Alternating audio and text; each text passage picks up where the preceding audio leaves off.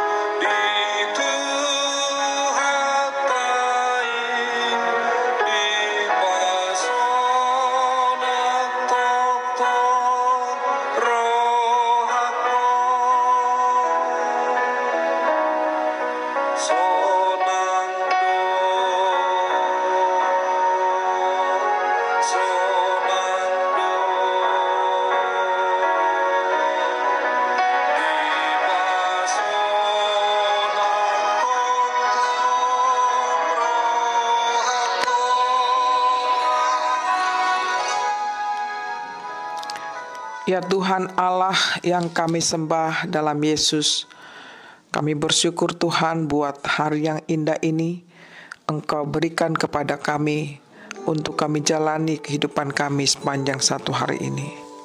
Tuhan, kami ingin mendengarkan firman-Mu yang menjadi dasar kehidupan kami. Berbicaralah karena kami sudah siap untuk mendengarkannya. Amin. Ibu Bapak, Saudara-saudariku yang dikasihi Tuhan Yesus Kristus, renungan kita hari ini dari Roma 7 ayat 6. Roma 7 ayat 6 demikian bunyinya.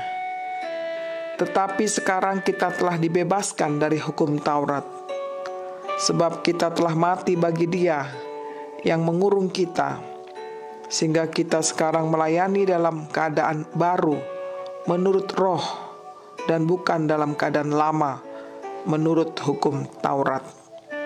Demikian bunyinya. Judulnya, kita terbebas dari hukum Taurat. Ibu Bapak, Saudara-saudariku yang dikasihi Tuhan Yesus Kristus, melalui kematian Yesus di kayu salib dan kebangkitannya telah melepaskan kita menjadi ciptaan yang baru, terlahir kembali sebab telah dilepaskan dari kuasa maut dan dosa. Hukum Taurat yang diberikan Allah kepada manusia melalui Musa menunjukkan bahwa Allah itu adalah Allah yang begitu peduli terhadap situasi kondisi manusia. Pada saat itu manusia berbuat dosa. Oleh karena itu Allah memberikan hukum Taurat itu agar manusia hidup di dalam kekudusan, sehingga tak seorang pun sebenarnya yang layak datang kepadanya. Tak seorang pun yang dapat melakukan hukum Taurat tersebut, saudaraku. Lalu mengapa Tuhan Allah memberikan hukum Taurat tersebut? Agar supaya manusia tahu apa kesalahan, apa dosa-dosa mereka, dan agar mereka melakukan kehendak Tuhan. Hukum Taurat ibarat cermin bagi mereka yang menunjukkan dosa atau kesalahan-kesalahan yang dilakukan. Dan tak seorang pun sebenarnya sanggup melakukannya, sehingga Yesus datang ke dunia ini membawa keselamatan melalui kasih-Nya, yaitu pengorbanannya di kayu salib untuk menebus dosa manusia. untuk manusia terbebas dari segala dosanya, dan untuk manusia tidak terkungkung lagi oleh hukum-hukum itu, tetapi melainkan manusia hidup di dalam pembaharuan kasih Allah. Manusia melayani dalam keadaan baru menurut Roh Tuhan, dan bukan lagi dalam keadaan yang lama menurut hukum Taurat. Saudaraku, marilah kita sebagai orang yang ditebus oleh Yesus, jangan lagi kita terikat oleh hukum-hukum Taurat itu, tetapi kita terikat kepada Yesus yang penuh kasih. Itulah penyempurnaan dari hukum Taurat itu. Kasihilah Tuhan Allahmu dengan segenap hatimu, dengan segenap jiwamu, dengan segenap hidupmu, dan kasihilah sesamamu manusia sebagaimana engkau mengasihi diri sendiri. Kita dituntut untuk menjalankan firman Tuhan dengan kesungguhan, agar nama Tuhan tetap dimuliakan untuk selama-lamanya. Marilah saudaraku, kita menyambut sukacita di mana Dia telah menebus segala dosa kita, sehingga kita dilayakkan untuk datang kepadanya. Tuhanlah yang memberi kekuatan baru kepada kita setiap harinya, terlebih di masa pandemi COVID-19 ini. Melalui penebusannya kita telah diberi pengampunan, kita diberi kekuatan, dan diberi keselamatan yang kekal.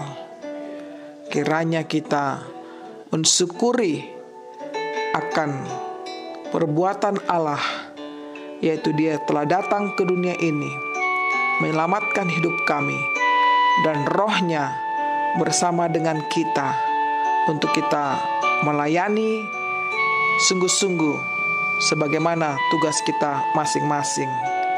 Marilah kita sambut firman Tuhan dan kita beraktivitas sepanjang hari ini dengan pertolongan Tuhan saja. Tuhan memberkati kita semua. Amin.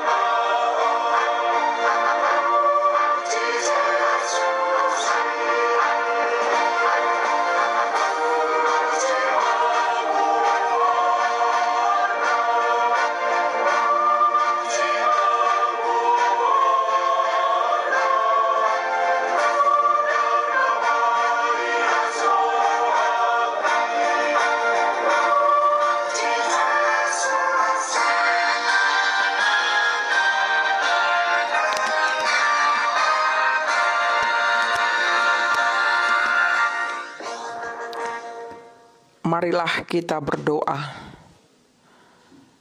Kami sungguh bersyukur kepadamu ya Tuhan, karena Engkau telah datang ke dunia ini, menyelamatkan hidup kami, menebus dosa-dosa kami, mengangkat segala kelemahan kami, membebaskan kami dari hukum Taurat, dan membaharui hidup kami menurut Roh-Mu. Tuhan, peliharakanlah hidup kami, agar kami tetap melayani Engkau,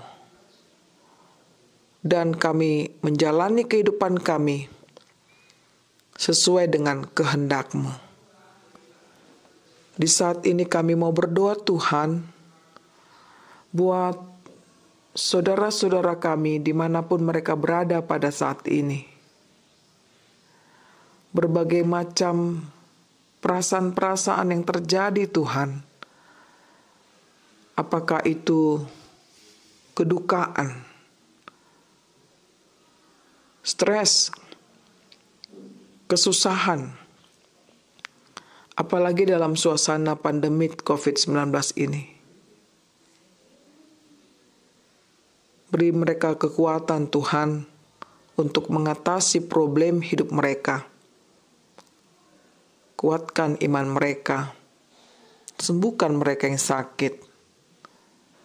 Dan bagi mereka yang sedang bersuka cita karena hari ulang tahun, baik itu ulang tahun kelahiran maupun pernikahan, kiranya Engkau memberkati hidup mereka masing-masing, menambahkan umur yang panjang dan kesehatan, serta rezeki untuk mereka semuanya.